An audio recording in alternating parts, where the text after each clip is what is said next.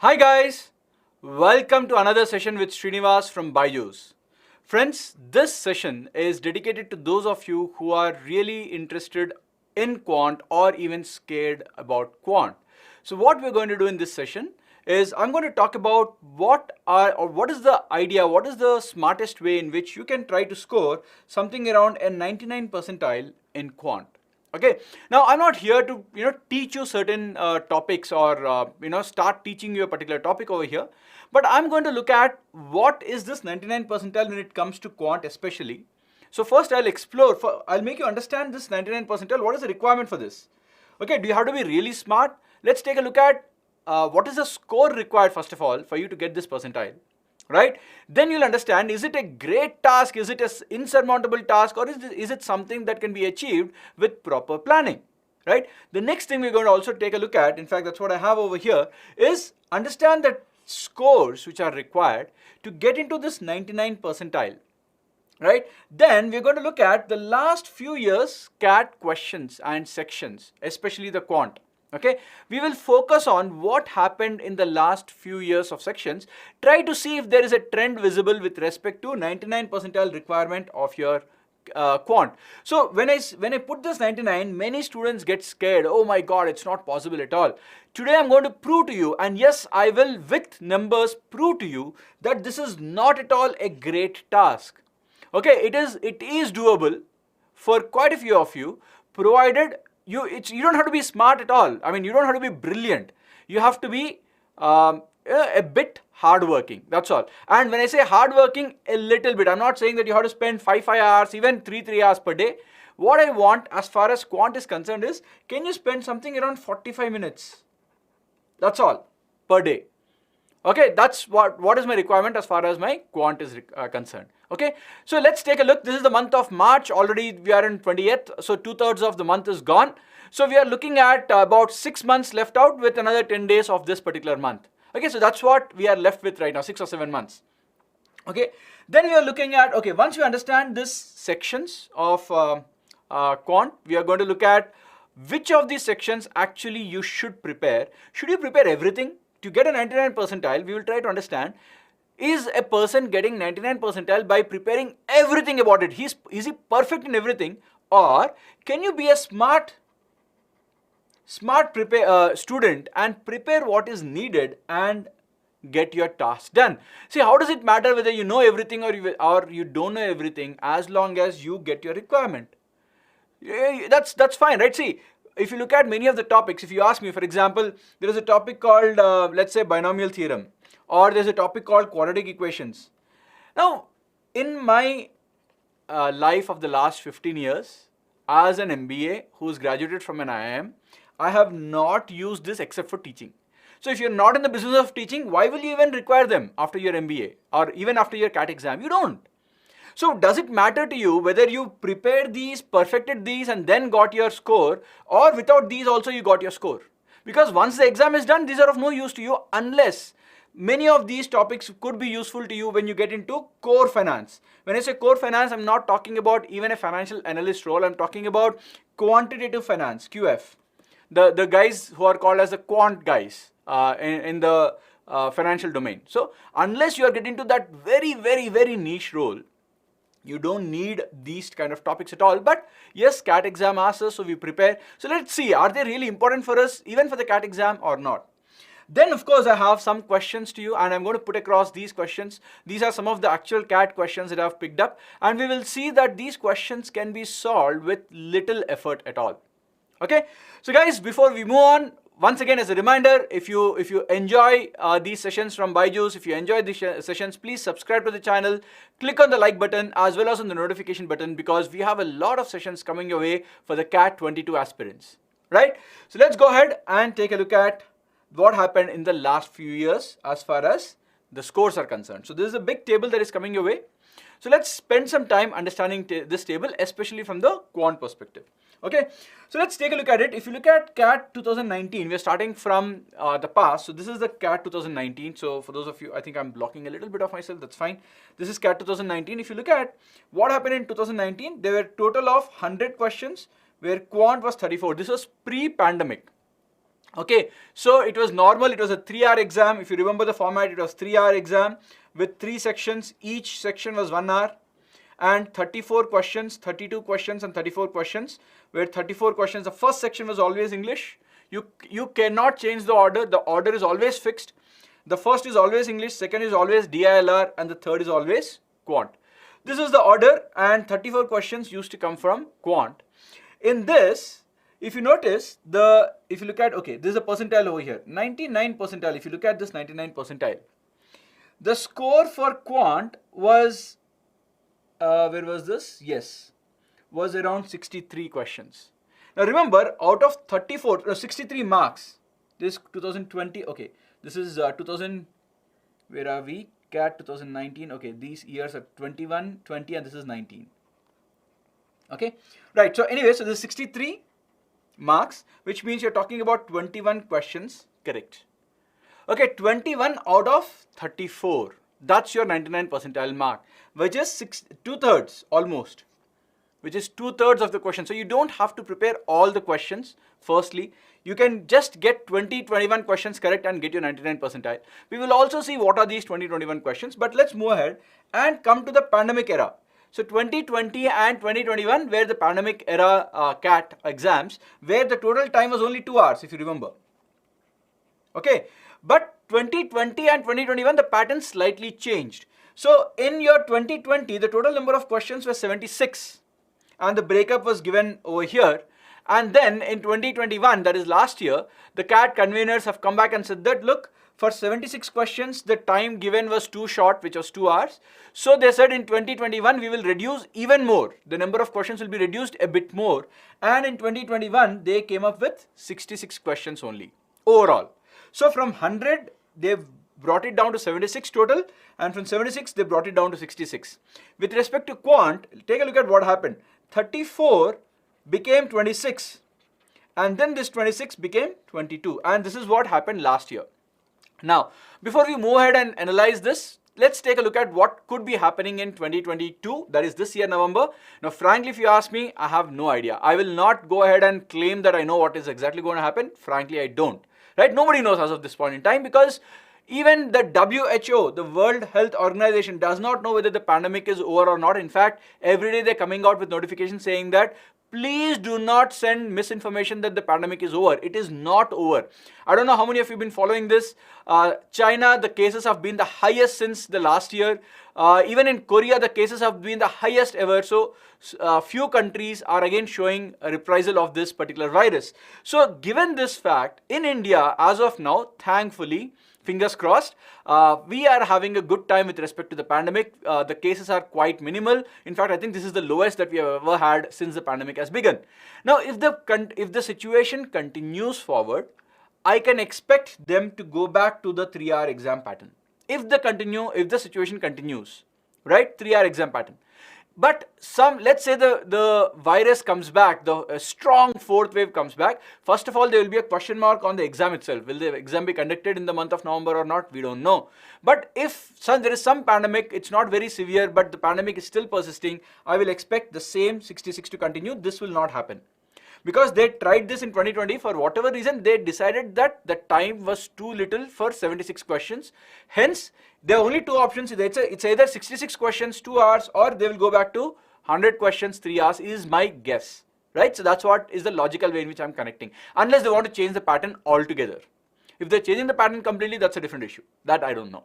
Right? But as of now, let us assume that pandemic will be there still, at least that's how it is. It looks like, but it's not going to be very severe. So they will continue with this 66 questions. So your Quant will be 22.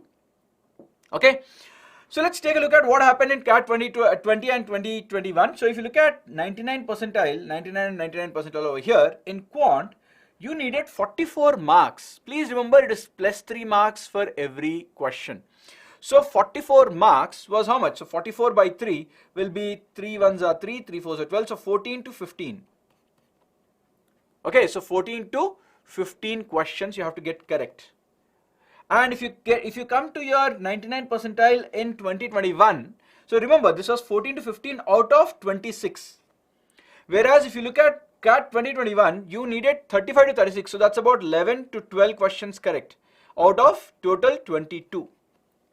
Okay, so you can see that 26 became 22, so that's a reduction of minus 4 questions, and this 14, 15 also came back to 11, 12, a reduction of minus 3 questions, right? So when the total number of questions decreased, the requirement also decreased. So you can say that more or less the question paper, the difficulty level was not very difficult, very different between 2020 and 2021, but the requirement now, you can expect a net 11 to 12 questions perfectly correct.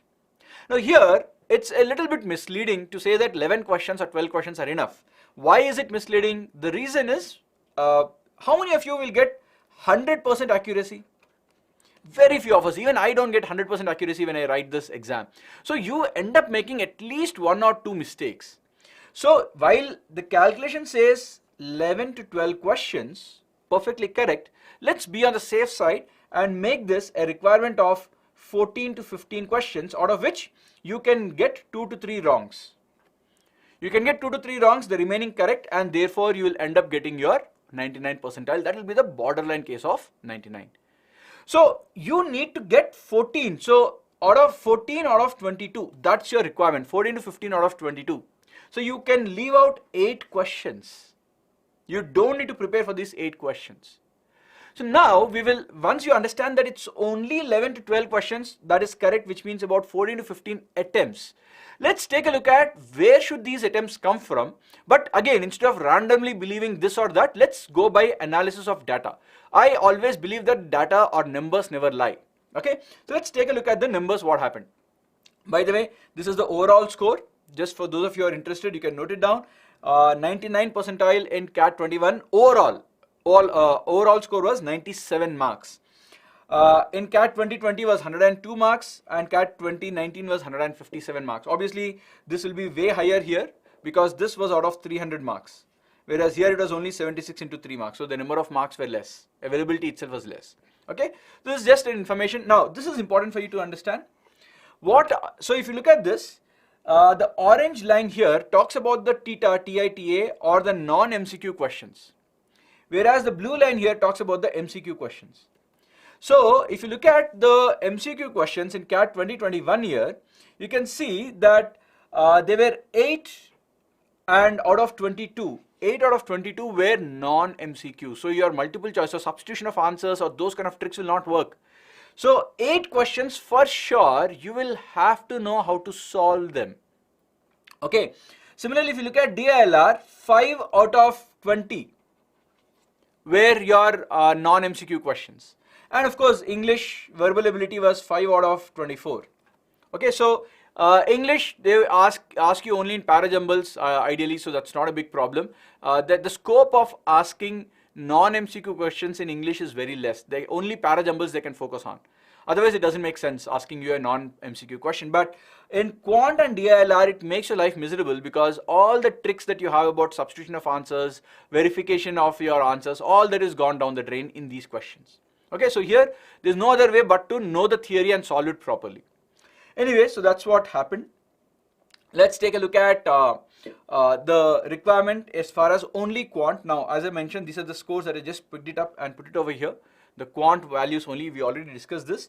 This is 35 to 36, 44 and about 63. Okay, so it's just the, and 2018 it was 51, but that's okay. I already discussed these numbers. Okay, now let us see the breakup. Where did these questions come from, or where did these marks come from? Or basically, if you're looking at a total of, in CAT 21, total of 22 questions, similarly 26 here, 34 here and 34 here, what is the breakup of these questions? So that's what we're going to look at next. Okay, so let's go ahead and take a quick look at this. Now, hands down, who is a victor? Which topic wins? Hands down in terms of number of questions. Very clearly, it is arithmetic. Now guys, this is something which I keep saying again and again and again. Whether you like it or you don't like it, this is a topic which is a must. I don't think any student can dream of getting a 99 percentile if the student is leaving arithmetic, is weak in arithmetic. Forget about getting a 99 percentile because this is half your paper. Okay, so out of 22 questions, half of them almost came from your arithmetic. Similarly, if you look at the last year, out of 26 questions, slightly less than half came from arithmetic. In fact, that the meaning is the weightage of arithmetic has increased from 2020 to 21. And there's a reason. I'll explain the reason also why this is happening. Look at this. In CAT 2019, you had 14 out of 34 questions. And 2018 also it is 14 out of 34 questions. Okay, so this is what has been happening. So this is 14 out of 34, 14 out of 34. Then this became 10 out of 26. And then you had again almost 10 out of 22. Now, why did CAT increase this weightage? Basically, the reason is quite simple, guys. And in fact, not just here. Let's take a look at why is it so high for arithmetic. Now, guys, arithmetic, first of all, what comes under arithmetic? You get your percentages. Okay, you get your profit and loss. Right? Then you have your SICI, then you have your ratios, averages, mixtures or allegations and mixtures. Then you have time, speed and distance, time and work. Now these are the topics that everyone would have been introduced to when you are in your 8th, 9th or 10th classes. These topics, if I am right, most of the state syllabuses or CBSE or ICSE or whatever syllabus you are, you don't get these back in your 11th and 12th. You don't get it in your 11th and 12th. You learn about these in your 8th, 9th, 10th only, right? Now, CAT traditionally says that the exam is open for everyone. Whether you are an arts student, whether you are a science student, a commerce student, I don't care, anybody can write my exam. If that is what they are saying, then ideally they should stick to the syllabus which is common for all. And the one area which is very, very common to every one of you is this. Now, whether you like it or not, this is something which they found common across the board. Hence, the maximum weightage has been given to your arithmetic. In fact, few years back, if you go back about 8, 10, 12 years back, algebra used to have a decent amount of weightage. And you can see slowly the weightage has been decreased for algebra with respect to arithmetic. They used to be almost equal, algebra and arithmetic. But over a period of time, they realized that look, algebra, some parts of algebra like quadratic equations, your binomial theorem, or let's say your I don't know, special equations. Special equations does not come in algebra, I guess. Let's say you're looking at logarithms. These topics will be there in your 11th and 12th also for some of the syllabus, and there is an advantage if I ask these topics for some students, and it's a disadvantage for students who did not study them. Hence, they slowly started bringing down the importance of algebra, but still that is a second winner. Number one is arithmetic, number two clearly is your algebra, right? And then if you look at your geometry has been traditionally decently required in terms of number of questions. You had 6 and 6 to 7 questions coming in 2019 and 20, and in the last 2 years you had 3 and 4 questions coming out of, so 3 out of 22 and you had 4 out of 26. So again, pretty decent in terms of number of questions, but obviously nowhere close to either arithmetic or algebra. Okay. And then you have other topics like modern math, number theory. In fact, if you look at this topic called number theory is what? Your LCM, your HCF, then your factors, factorial based questions, divisibility rules, all these and many more like this. Last digit of a number, powers, expansion, all these basically come under the topic of number theory. There was a time when number theory used to have a lot of questions. Now 3 to 4, in fact, if you go back few more years, 2015, 14, these used to be about 5 to 6 questions from number theory alone. But that also has seen a gradual fall because they have decreased these questions and they've put it back into your arithmetic. They believe that arithmetic is something which is fair for me to compete or make others compete on, because I mean, see, if you say that I don't remember what you learned in 10th, then that's your problem. But if I ask you something which you did not learn at all, then that is my problem, right? So they are making sure that the exam is fair to the students. Now, whether you forgot about it or not, you learnt it. So you go back and prepare for 1 year and then come to me. But at least I'm not asking you a topic which has not been taught. So that's the logic that they're using, okay? So if you notice, arithmetic is a must. Now, between the other topics, depending upon your choice, it's always going to be arithmetic plus some 1 or 2 topics. In fact, for those of you who prepare arithmetic and algebra, your job is done more or less. You will be able to at least look at a total of 16 to 18 questions out of 22. So these two topics, if you can prepare properly, your job is done. Well, if you don't want algebra, then take a look at arithmetic and geometry with probably modern math. Right, so geometry plus modern math, while it is not coming close to algebra because you're getting only about 3 to 4 questions or 4 to 6 questions, still very clearly your algebra wins. Algebra is greater than your geometry plus your modern math. But still, if you feel that these two are slightly easier compared to your algebra, it's still fine, you can do that. So one way of combining could be arithmetic plus algebra. Another way could be arithmetic plus geometry plus modern math, right? One of these two, or one of the I will not say weird, but very, very unlikely cases is you leave out arithmetic but you prepare everything else. Because if you leave out arithmetic, 50% is gone, so you have to sit and prepare the remaining 50% without fail. But which means this is a huge amount of topic to prepare without leaving anything.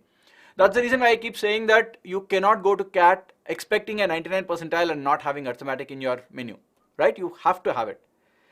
Right, so let's go ahead now and take a look at, so that's what I said. It could be arithmetic and geometry as a combination. It could be arithmetic and algebra as a combination, but or it could be arithmetic, modern math, number theory as a combination. So various combinations. Look at what suits you if you're looking at just touching this 99 percentile.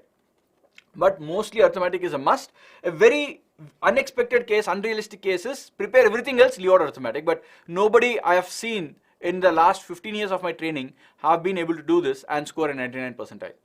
Okay, so that's basically what I would suggest you pick what is important for you, what is easier for you. So some of them feel geometry is easier, some of them feel algebra is easier, whatever, you pick what you want. If you, by the month of August or September, if you are able to finish your arithmetic properly, plus one big topic of algebra or geometry, if you can finish one of these two topics by the month of August, ideally by the month of August, then September and October, and depending upon how good you have become in arithmetic plus topic, plus this one topic, how good you have become on these two, you can choose to start preparing the third topic. You can choose to start preparing the third topic depending upon where you stand in the month of August. If you finish these two but you're not good, you're still getting a 90 to 95 percentile, then forget about the third topic, go make yourself better in this. But if you're already reaching that 99 percentile right now using these two topics, then whatever is left out, you can prepare for that to get 99 plus percentile. Right? You can try to aim for a 99.5, 99.8, because which means that you're already well prepared. You need more questions to get more marks. That's the whole idea. Okay, so that's what we have. Okay, the next thing is we are looking at the breakup of the subtopics also. So I'm going to show you where within arithmetic the questions have come from, which topics within algebra the questions have come from. At least for algebra and arithmetic, I'm going to show you this. In geometry, mostly it is triangles and circles, so I'm not putting a table there.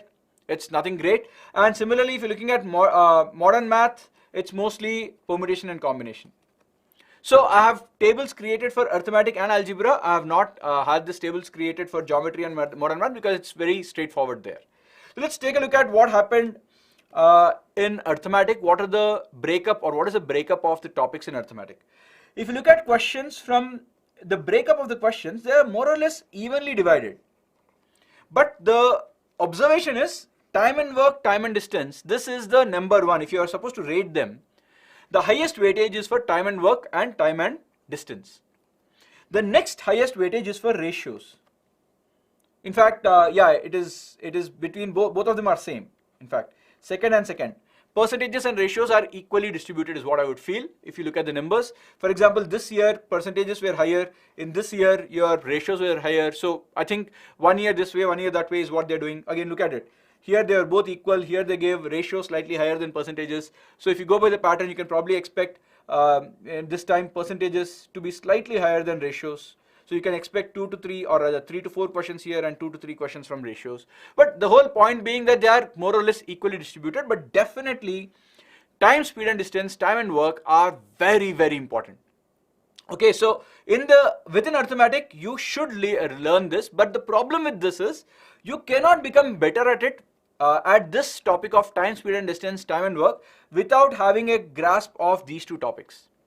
So while I said time, speed and distance, time and work is very important for you in arithmetic, the problem with this topic is you can't become good at it without understanding percentages and ratios. Therefore, it is better that you prepare all of this, which includes the entire arithmetic anyway. Okay, so within arithmetic, you cannot say that I will leave some topic, because all three topics are quite evenly distributed. So if you look at percentages, this is not just percentages, this is percentages, profit and loss, and SICI all combined. All of these are basically percentage related questions. If you look at ratios, this basically ratios talks about ratios and variations. Then it talks about averages. It also talks about mixtures. So all of this together is what I have written as ratios. And time, speed and distance, time and work again. In fact, if you notice, time, speed and distance, time and work, if I remember it correctly, there were years where time, speed and distance, time and work, if you look at the total was 4. Last year I think time and distance were 2 and this was 1 or 2. But the previous year, if I remember this very clearly actually, 2019, 5 to 6 questions, time and work were 4 questions, this was about 1 or 2 questions. So within time and work, time and distance also you cannot say which is more important, because there has been a dilly-dallying in terms of, or shifting in priorities with respect to these two topics. One year they're giving more of time and work, one year they're giving more of time and distance, and it is not always alternate. So it's randomly given, so you don't know which one is going to come to you. So it's better that you prepare both of them. Both of them are important. This is as far as your arithmetic is concerned. Let's take a look at your algebra, what's happening in algebra. If you're looking at algebra, now this is the good part. There are only 3 topics that you have to be good at. These 3 topics are all questions related to equations. So what are these topics? All relations, simple equations, right? Simple equations questions, quadratic equations questions, and higher order equations, higher degree. In this, at least these 2 are a must. So for those of you who want to prepare algebra but are scared about it, guys, algebra is not about logarithms, or it's not about binomial theorem or things which are otherwise really yucky or scary for you. The whole idea here is look at within algebra what are the topics that are actually giving you the marks. First thing I would say is learn simple equations and quadratic equations. This is a must. The next thing without fail is progressions. Progressions is again a must topic, which means your progressions is basically AP, GP, harmonic progression. Harmonic progression also you can leave out. Just prepare AP, GP and arithmetic mean, geometric mean, the meaning of these. Okay, this is good enough for you as far as algebra is concerned. Now logarithms have a very visible pattern. 2018 there were a good number of questions from logarithms alone. Then 2019 barely the questions came. In fact, when I write 0 to 1, why am I writing like this? Because all these years there are multiple slots. So in one slot there was no logarithm, in another slot there was only one logarithm. So that's the reason why I am putting it as 0 and 1. Okay, otherwise I could have put a exact single number. Similarly, if you look at 2020, the logarithm was between 1 to 3. So there is a slot in which there were 3 questions, there was a slot in which there was only 1 question. Whereas last year, every slot had only 1 question. So you can very clearly see that the number of questions are high, low, high, low. I mean, if there's a pattern to read, you can expect logarithms questions to be 2 to 3 this time, at least in 2022 without fail. So this is a clear pattern you can see. Probably you can make use of this and prepare logarithms. So if you ask me what are the topics to be prepared in algebra, algebra totally has around 10 topics, 10 to 12 topics. You don't have to prepare all of them. I will give you only 4 to 5 topics that you have to prepare. Half the topics are enough. What are these half the topics? The first one is simple equation. The second one is quadratic equation. The third one is logarithms. The fourth one is progressions. You prepare these, I can guarantee you, guys, I can guarantee you, out of your 7 questions to 8 questions that you can expect in your CAT exam from algebra, you will be in a position to answer 5 for sure. Now, if you attempt 5, you might get 4 correct, which is good enough. So the whole idea is you get 4 correct here, and out of the 11 or 12 questions in your arithmetic, you get 9 or 10, you are done. 9 plus 4, 13 to 14 questions, you are done. Corrects you're going to get. Okay, that should be your target. Okay, so if you're looking at algebra, don't prepare. So what is left out? You have functions, you have modulus, you have step function, you have graphs, graph theory, you have binomial theorem, all this, you have inequalities, you have special equations, you have coordinate geometry. Throw this all out. This is for students who are weak in algebra. Okay, I'm not saying everybody. Those of you who are scared of algebra, this is only what you need. Okay, well, now if others you are good at algebra, of course you go and prepare more topics, man. I mean, I'm not saying everybody should stop studying, but for those of you who are scared, prepare these 4 topics. That is enough, guys. At least you will get 4 corrects out of the 6, 7 or 7, 8 questions that can be expected from algebra for you. And this year, prepare, focus on logarithms. I'm betting that there will be a higher number of questions from logarithms this particular year. Okay. Well, this is the breakup. So algebra and arithmetic. Now, so a best case scenario, this is what my recommendation is, because we have a sufficient amount of time for the next 7-8 months for you guys. My best case scenario is arithmetic, prepare 100%. Okay. Now algebra, prepare only these 4 topics that I mentioned, and look at either, so the third one could be either geometry or modern math. Pick one of them, whichever you feel is easier for you. So it's modern math plus number theory. So modern math basically includes PNC and set theory. So permutation and combination and set theory together, I'm calling it as modern math. And number theory is basically all your HCF, LCM, things like that. So it's either geometry or modern math plus number theory. At least prepare your modern math, PNC. So these 3, within these 3, again, I'm asking you to leave out the bulk of algebra. You need only 4 topics, and at least prepare your modern math, which is PNC. If you feel that is difficult, go for geometry. Don't spend your time, too much of time on number theory this year, or in fact in general also, if the other 2 topics are left out. If the other 2 topics are left out. Now, if you're asking me, it's the importance is like this: geometry is higher than modern math. Modern math is almost equivalent to your number theory. So yeah, actually you can pick one of these 2, but probably if you have time, go for geometry. So this is what my advice would be. Okay. On top of this, if you have more time, yes, of course, you pick up whatever you like, right? Now let's go ahead and start solving few questions. I have few questions that I've picked up from the previous CAT papers, and I want to show you, demonstrate to you that again, the questions that have been asked are not difficult at all. These are the questions which are, you can do with your basic knowledge that exists for you right now. So let's go ahead and take a look at few of the questions. I'll give you probably around 90 seconds, 60 to 90 seconds, depending upon the difficulty of the question. So here's the first question coming your way. Take a look at these questions, my friend. This is from the last year. This is from the last year's actual CAT paper. This was in slot 1. Slot 1 paper of 2021. Okay, take a look at it, try to solve it. It's a simple profit and loss.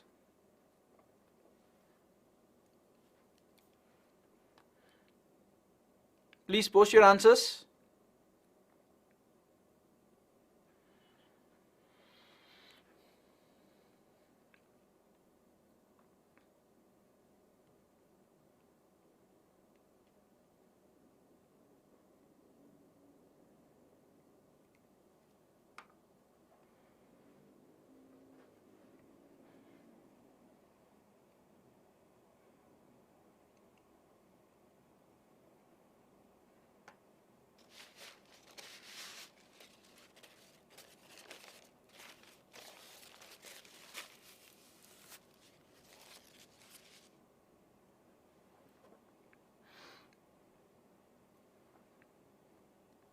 Anyone?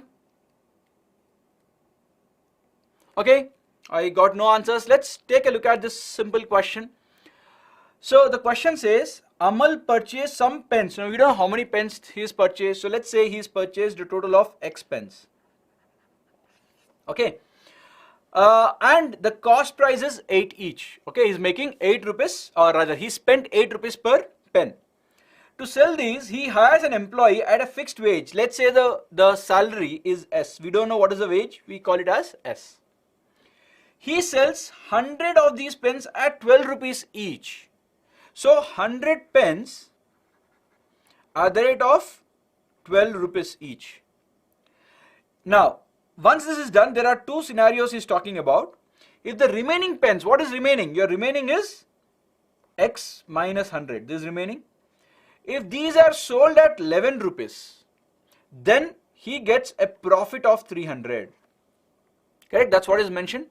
And in the other case, if the remaining, that is x minus 100, if these are sold at 9 rupees each, he will make a loss of 300.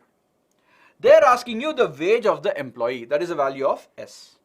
So first let's calculate the profit in the first case. In the first case, the 100 pence that is selling initially, the profit per pen is 4 rupees. Correct? 4 rupees profit per pen, 100 pence makes it total profit of 400. Right? Then the remaining pence, he is selling it at 11 rupees. So he is getting a profit of 3 rupees there because 8 rupees is the cost price per pen. So 3 rupees and x minus 100. These many pence are there. So this much amount is the profit. Now from this you are paying your salary also for the person. So minus S. This has to be taken out because this amount is gone as a salary. The remaining is 300 rupees profit. This is the first equation that you're going to form. So once again, this is the profit from the 100 pence that are sold at 12 rupees. This is the profit that is got from the remaining pence sold at 11 rupees. Minus the salary should be giving you net profit of 300. Okay. Rohit, that is not correct. I think you made a small error somewhere. So this gives you 3x minus s is equal to 700 minus 3, 400. So this is 100, I think, okay, so this is 3x minus 300 minus s, so this is 200, yes. Okay, so 3x minus s is 200. This is the first equation. Then use the information from the second equation. If you look at the second scenario, again you get a similar equation. What equation do you get?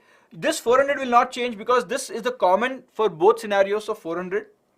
Plus now, if you are selling a pen at 9 rupees, you are making only 1 rupee profit. 1 rupee profit means it is 1 rupee into x minus 100. This many rupees you're getting. Minus s should be equal to, once again, but this time it is a loss of 300, not a profit. So minus 300. So what do you get from this? You get x minus s is equal to minus 700, so minus 600. So x minus s is minus 600. Is that correct? 700 minus 100, yes, that is 600. So then you have two equations and two unknowns. You can find out what is the value of x. Your x is s minus 600.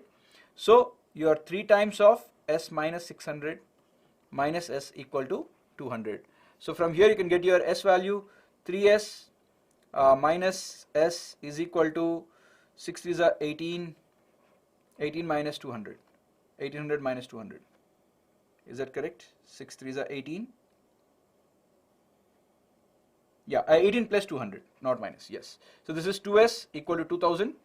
So s is 1000. So your salary that you are paying to the person is 1000 rupees. So this is a question which is based on profit and loss. You will convert it into two simple equations and get your answer. Okay, now if you notice, there are no options. This is a theta. So you cannot substitute anything and get your answer over here. Let's go ahead and take a look at another question coming your way. This is actually, okay, we'll get back to this question. We'll take small questions to read so that the time is saved. Take a look at this. I'll give you 90 seconds for this. Try to answer this question in 90 seconds. Once again, this is a theta. There is no answer option for this. You have to give me the answer.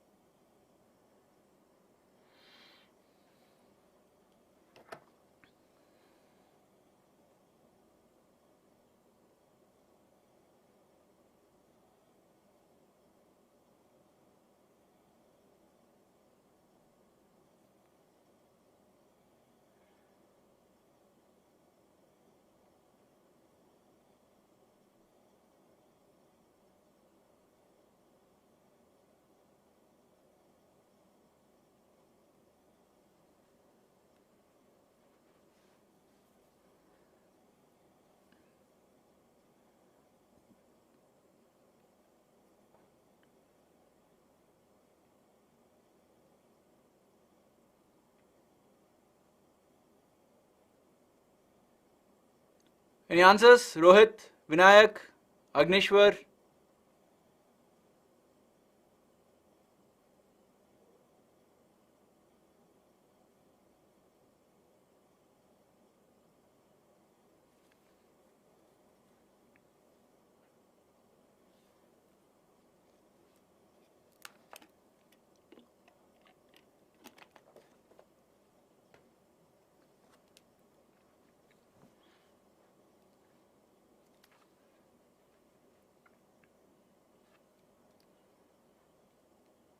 Okay guys, that's about 90 seconds. I don't think I've got any answers. Let's take a look at it. This is actually one of the easier questions. This came from slot 2 of again last year. Let's take a look at how easy can this be. A box has total 450 balls. Each of them are either white or black. So 450 should be equal to white plus black. Now there in the black and white balls there is something called as metallic and something called as non-metallic. So white balls are of two types, metallic white, non-metallic white. Similarly, black is also of two types, metallic black, non-metallic black. Okay, now they're saying that 40% of the white balls and 50% of the black balls are metallic. So metallic white are 40%, so 0.4 W, this is your metallic white. And half of the black ball, so metallic black is 0.5 B. Okay, so these are black balls. Then the number of non-metallic balls, so and they are saying that there are as many metallic white balls as metallic black balls. So this quantity and this quantity are equal. That's the information given to you. So if you write this down clearly, you'll get 0.4 W should be equal to 0.5 B. This gives you 4 W equal to 5 B, or white by black is 5 by 4. So white and black balls are in the ratio 5:4 and the sum of them is 450. So this becomes a simple ratios question from here. So you have to divide 450 into two parts which are divided in the ratio 5:4. So white will be 5 into 450 by sum of them, which is 9. So this becomes 50 times. So this is 250. So white will become 250. So black will become 200. So they're asking you the number of non-metallic balls total. So what is this quantity? Metallic white is 40% of white. So what is 40% of 250? 10% is 25. Correct? So the way to calculate it is 10% is 25. So 40% will be 25 into 4, which is 100. So this will be 100. So non-metallic white will be 150. Similarly, half of the black are metallic. So out of 100, this will be, out of 200, your black metallic will be 100. So the remaining should be another 100. So they're asking you non-metallic plus non-metallic. So 150 plus 100, a total of 250. That's your answer. Look at how simple the question is if you understand the meaning of the sentence given there. So one of the things that you need to look at, look at understanding and look at doing properly in maths is don't get scared by whatever theory is required. First, can you convert English into equations? That's the first thing you need to ask yourself. Or can you convert English into a picture? If it's a time and distance question, convert that English paragraph into a picture where the starting point is there, ending point is there, somewhere there's a meeting point, whatever else it is, draw it first. If it is a percentage based questions or this ratio kind of a question, convert this English into an equation. Okay, the idea of conversion itself will start giving you the solution for you. Okay, so that's the starting point for you to write any of this. Right, guys? Okay, fine. That's the correct answer. Okay, Rohit got the correct answer. Very good. Vinayak, I think you got only one part of the answer. It's 100 is only the black metallic balls, not the total. Let's move on. Let's take a look at another question. This is actually a time and distance, or rather time and work. We'll get back to this. We'll get back to time and work questions, friends. I want to solve you. I want you guys to solve one or two more questions. Okay, this is actually again a simple question. Take a look at it. This time, try to do this in about 60 seconds, 1 minute. That's the time for you.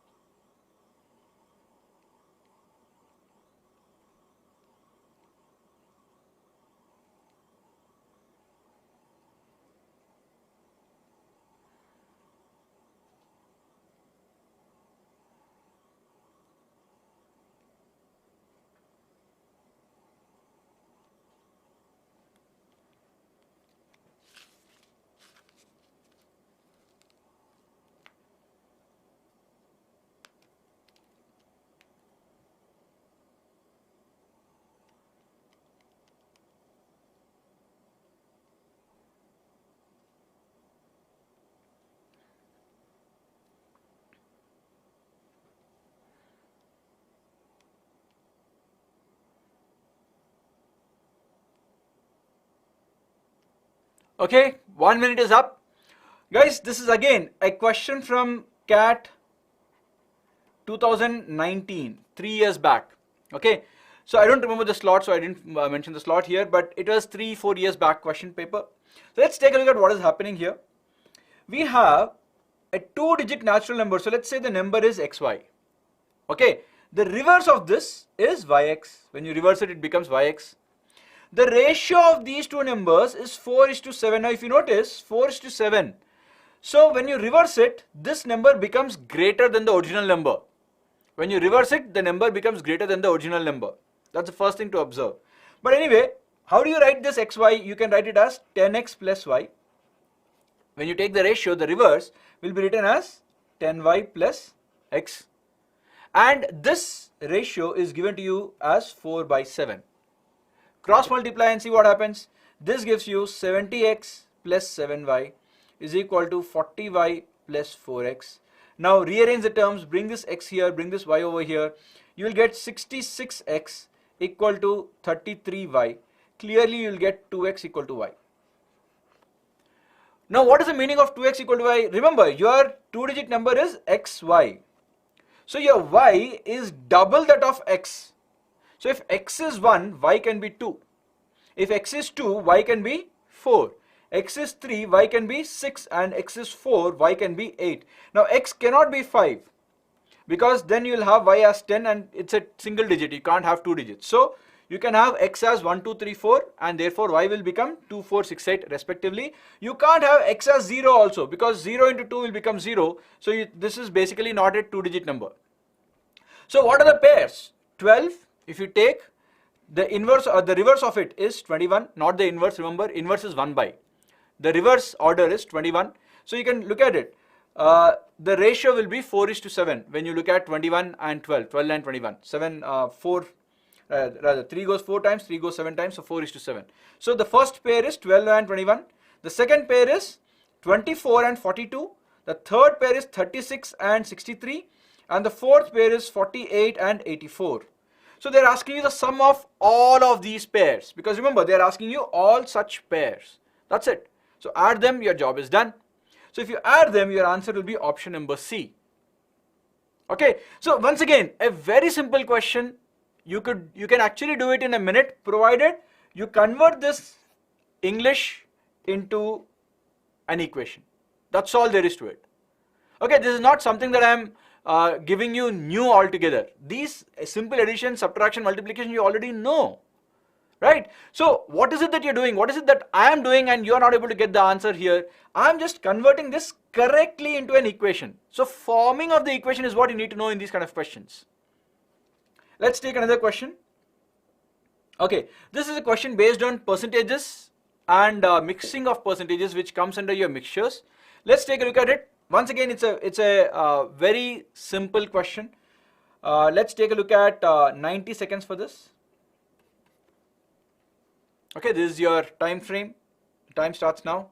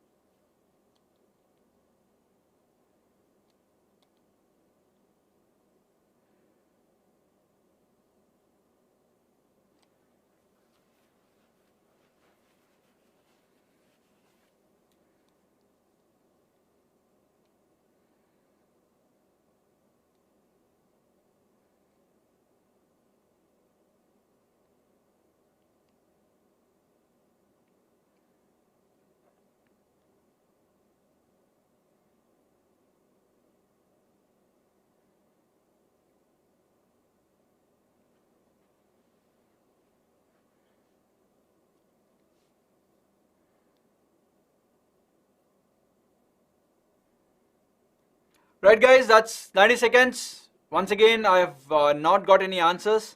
Let's see what the correct answer is going to be over here. 1 unit of X% alcohol is mixed with 3 units of Y% alcohol. So let's first write the equation for this. 1 unit, it's a weighted average, correct? It's like saying that 5 kgs is of rice, which is costing you 40 rupees per kg, is mixed with 3 kgs of rice, which is costing you 50 rupees per kg. So what do you do here? You take the weighted average. That's what I'm supposed to do here also. So 1 into X plus 3 into Y. Now weighted average divided by the total weights, that is 1 plus 3. This should give rise to 60% alcohol, which is 60. Okay, 1 plus X plus 3 into Y by 1 plus 3 should be equal to 60, or from this you'll get, but remember 60 is percentage, which means Y and X are also in percentage, not in terms of fractions. Everything is in terms of percentages for me. So this will give me X plus 3Y is equal to 60 into 4, 240. Now what is X? Remember, X is alcohol percentage. You can't make X greater than 100. The highest value of X can be up to 100. You can't have it more than 100, because how can you have more than 100% of something while you say in your real life, sir, I've put in 110% effort. Practically 110% is not possible, because 100% itself means your full capacity. How can you go beyond your full capacity? Okay, logically it's not correct. But yeah, but physical in equipment, that's a different issue. For those of you who might question me, 110% of functioning of an equipment is possible. That comes because of a different reason. That's stated efficiency or stated capacity versus what the actual measured capacity there is. Let's not get into that. But normally when you say 100%, 100% is full, right? You can't have more than that. So in this question, your X cannot cross your 100. That's the first thing you have to understand. And they're saying that X is always greater than Y. So this is a question that you have, this is an equation that you have. Let's start looking at the values for Y. Y can start with 0. The minimum most Y is 0, in which case your X will become 240. But this is rejected, because you cannot take X greater than 100 at all. So X cannot be 240%. Then if you go next, possibility of Y is 1, in which case you will get X as 237, which will again be neglected or will not be counted. If you look at Y as 2, your X will again be 234, which will again not be accepted. So if you notice, slowly as your Y is increasing, your X will keep decreasing. So somewhere your X will start going below 100, and that's where your counting should start. And where should the counting stop? The counting should stop when X becomes equal to Y. So let's take a look at where. So there are 2 points that we have to look at. Where is this X 100? In which case, what is the approximate value of Y? So that is a case that we want to find. The second case is when X equal to Y, what happens? So we have to count the cases only in between these two. So let's take X equal to Y, which is the first case. When X equal to Y, you will get, if you will get 4X equal to 240 or X equal to 60. So you will get a case, X is 60, Y is 60, but this will again not be counted. This is the last case here. Below this, your X will start becoming less than Y. So this will anyway not be counted. So here the last case here, this is also not going to be counted, because remember, this is strictly greater than Y. So equal to is also not allowed. So anything more than this, so 60, so if you look at 59, this should be 63. If you look at 60, then this should be 66, and so on. So till where can I go like this? So look at the pattern for X. Your X is going from 63, 66, 69, 72, and so on. So till where will it go? All these are multiples of 3's. So what is the last multiple of 3 which is nearest to 100? It is 99. So X can go, so the value when X is closest to 100 is X is 99, in which case Y will be an integer. Remember, when you take X equal to 100 exactly, your Y will not be an integer. They are talking about X and Y being integer values. That's the reason why exact 100 I cannot take. I have to look at nearby to 100, because when X is exactly 100, my Y is not an integer, it's a fraction. So the nearest value for X to 100 is 99. So 63, 66, 69, 72 like this up to 99. How many of these values are there? So you're talking about 13 values. So this is 21 into 3, This is 33 into 3. So 21 to 33, both numbers included. So 21 to 33, both numbers included. For those of you who don't know, the way to do this is 33 minus 21. Please don't subtract it and stop here. When both are included, you have to add a plus 1. You have to add a plus 1. Because when you subtract 33 and 21, this 21 is gone, which means 21 is not included in the subtracted answer. So when you get the answer as 12, this 12 does not include 21. But because you want to include 21 in it, you have to add this plus 1. Always remember this small point, okay? So both included means you have to add a plus 1 after the subtraction. So the answer is option C. Okay, so let's take one last question, my friends, from time and distance. Actually, I have one nice question. Okay, this is the question. It looks big, but it's actually a very nice, easy question, provided you draw the figure. I'll give you last question, so I'll give you 2 minutes for this.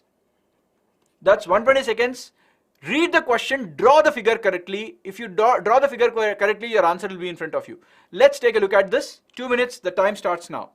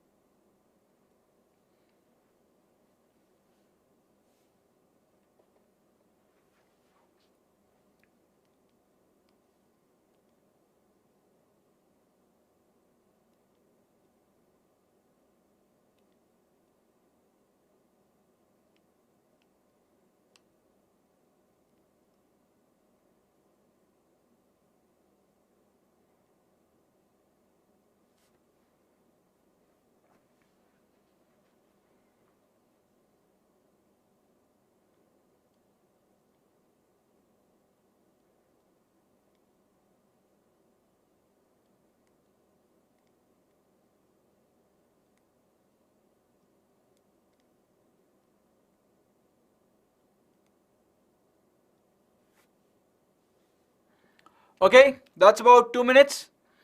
Let's draw the figure correctly, guys, for this.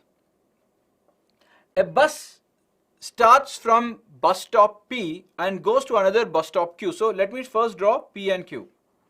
So I'm converting my English into figures. In between P and Q, there's a bridge AB of certain length. We don't know the length of the bridge. So this is your A and this is your B. A man is standing at a point C on the bridge such that AC and CB is in the ratio 1:3. So this is your C.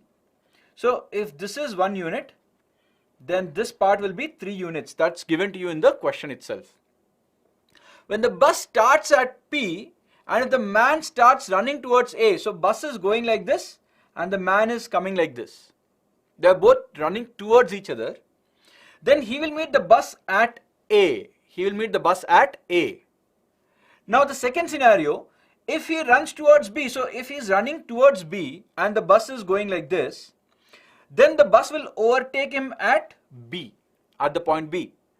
So look at what is happening here and what is they saying? They are saying that which of the following is true and they are talking about the speed of the bus and speed of the man.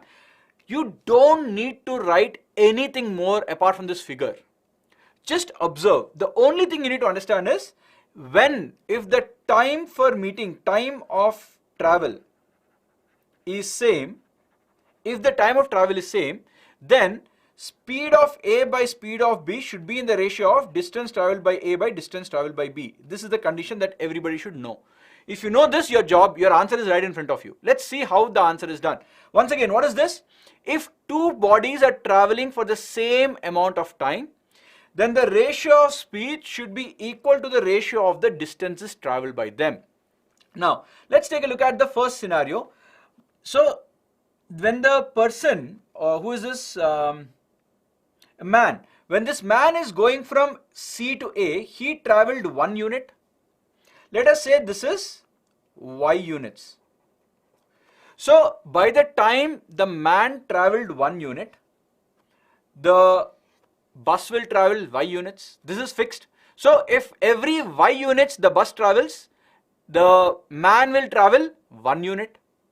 Now the next time the man is traveling in the opposite direction, speed is still the same, which means by the time the bus comes to A, how much distance will the man travel? He will still travel at the same speed, which means he will still travel only 1 unit, but this time the 1 unit will be on the right hand side. Let's call this as the point D, D for Delhi. So when the bus is at the point A, the man is at the point D, which means this part is 1 unit. So left out distance is 2 units. Now the question becomes like this. Look at it.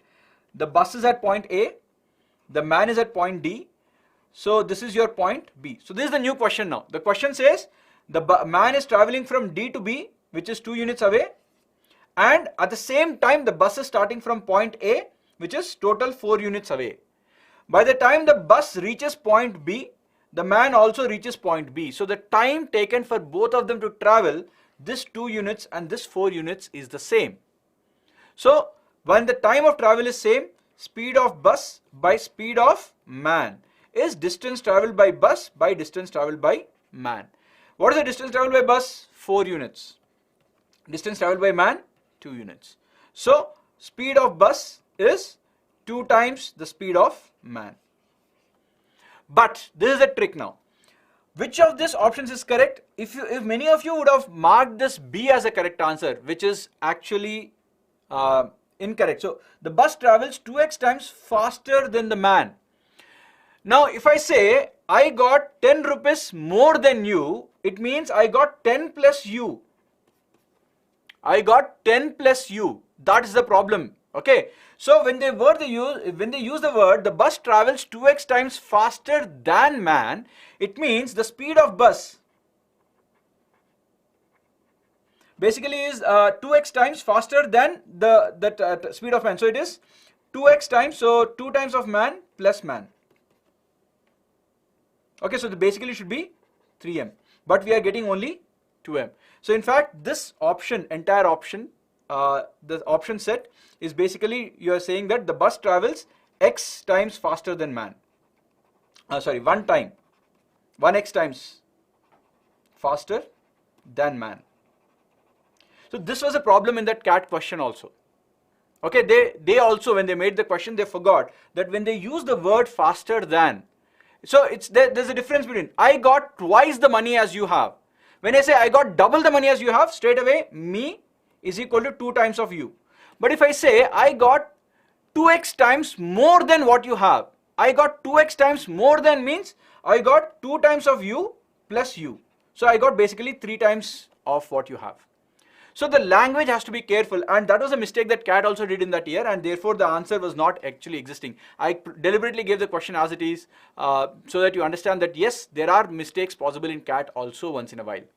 Okay, Rohit, you did everything correct, Rohit, but you slightly missed out on the language there. Right, so friends, this is how your CAT exam, the questions in the CAT exams usually are. I hope you guys understood what needs to be done over the next 5 to 6 months or 7 months in your preparation. I hope you understood which are the most important topics in this particular session, and your planning for the CAT Quant section, I hope, would be done accordingly. Thank you, friends, and see you in the next one.